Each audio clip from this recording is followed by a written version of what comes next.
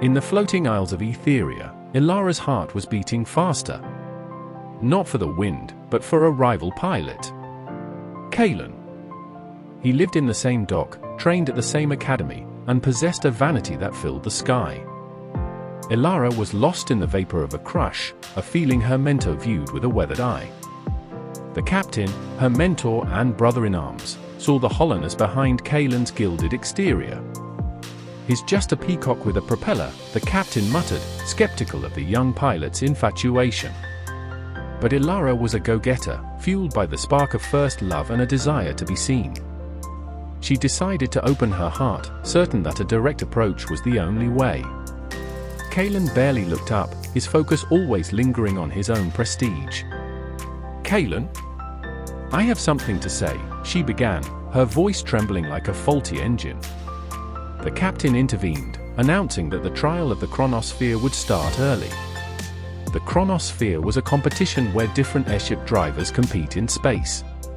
Kalen shrugged, agreeing to the change without a second thought for Ilara. "Why did you jump in?" she demanded. "You knew I was about to tell him." The captain warned her that the boy was obsessed with his own image, a wannabe hero. "If I were that talented, I'd watch myself too," she countered, the crush blinding her judgment. He told her crushes are like passing storms, they come and go in a wink. Ilara insisted on making her own sweet mistake, choosing her finest gear for the day of the proposal. Kalen's favorite color was the deep black of the void, she would wear it like armor. #SkyCrush. #forever. She was ready to claim her place beside him. "Why put in so much effort for someone else?" the captain asked, his voice heavy with experience. "Because today, I'm proposing an alliance," she declared, redefining the roles of pilot and partner. Kalen was coming. The moment of truth was arriving on a cloud of steam. Kalen arrived, expecting only the usual praise from his admirers. "I like you," she said to him. "Cool," he replied. "I've never met a girl who didn't." She pushed further, asking him to be her co-pilot in life and love. "Cool," he repeated. Her confidence was a novelty to him, nothing more. "So, we're together?" she asked, the reality feeling less cinematic than she'd imagined. It was unexpected, perhaps even a bit lame, but she was committed to Project Love. The captain called it Project Stupidity, but his hands were ready to catch her if she fell. Tomorrow was their first flight together, a date within the clouds. "Don't give someone so much that they forget the worth of your feelings," he warned. He suspected Kalen was shallow, a man who loved the reflection more than the stars. Ilara promised to keep herself the priority, even as she navigated the turbulence of a crush. She set her protocols: stay in sight, avoid lonely sectors, and send an SOS if things went dark.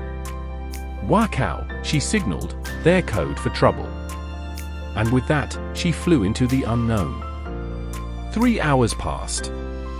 The captain paced the metal slats, the wind whispering his anxieties. She returned, not with the glow of a lover, but with the weight of a realization. "Did he trouble you?"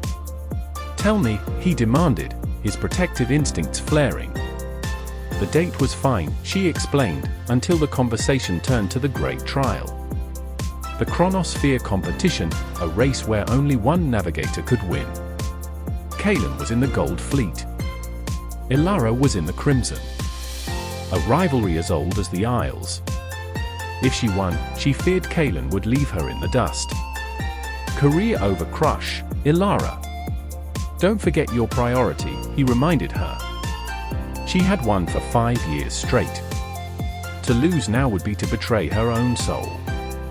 But Kalen was a storm, and she wasn't sure if she wanted to be the lightning or the shield. The captain offered her her favorite ether snack, a small comfort before the coming trial. "Let the best pilot win," she whispered, hoping Kalen would understand the spirit of the game. The next day, Kalen approached her. His arrogance fueled by his own preparation. "When I defeat you tomorrow, don't feel bad," he said, his ego already declaring victory. "I like a healthy competition," she countered. But I haven't lost in 5 years. Then came the demand. If I'm in trouble, you'll let me win. That's what partners do.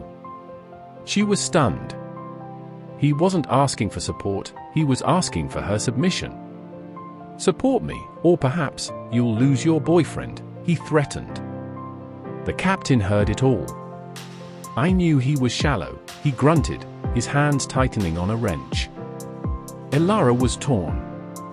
What if her priority right now was simply to be loved? Stupid love, the captain asked. Or the respect you've earned with every flight? She remembered the hashtags, the dreams of a go-getter, and the weight of the trophies she'd won. He had always been there, supporting her feelings without asking her to diminish herself. The morning of the great trial arrived. The sky was a battlefield of gold and blue. Career over crush. The mantra echoed in the hum of her engine. Kalen was ready, his eyes fixed on the chronosphere at the center of the nebula. The race began. Crimson and gold ships darted through the ether like hawks. Elara flew with a grace Kalen could never master, navigating the gravity wells with ease. Kalen hit a pocket of turbulence. He looked to Elara, expecting her to slow down. This was the moment. The sacrifice he demanded was right before her. Instead, she pushed harder. She chose the horizon over the anchor. She crossed the finish line as the chronosphere pulsed with light, crowning her the victor. Furious, Kalen struck his controls, his ego shattered in front of the entire academy. She realized then that Kalen was nothing more than a hollow shell, a storm with no center. The captain was there, his pride radiating like the sun. You won the trophies, but I get the feel, he laughed. He was the world's best mentor, the one who never asked her to be less. Kalen approached, his anger replaced by a strange, cool respect. I didn't like being defeated, he admitted. But you proved you are your first priority.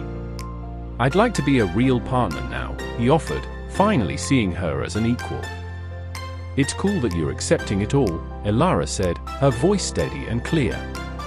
But I'm not feeling so cool about my crush anymore. She remembered their words, crushes fade, but what remains is priority. What? He stammered. The boy who was used to being liked was suddenly alone. Right now, her only focus was the vast, open sky and the path she'd carved for herself. Cool, he whispered to the wind, the word finally losing its power. Elara knew she was her own greatest discovery. The captain signaled her to ascend. The next trial was already on the horizon. The crush had evaporated, leaving behind a clear, brilliant priority. Because in the end, the most important flight you ever take is the one where you are the captain.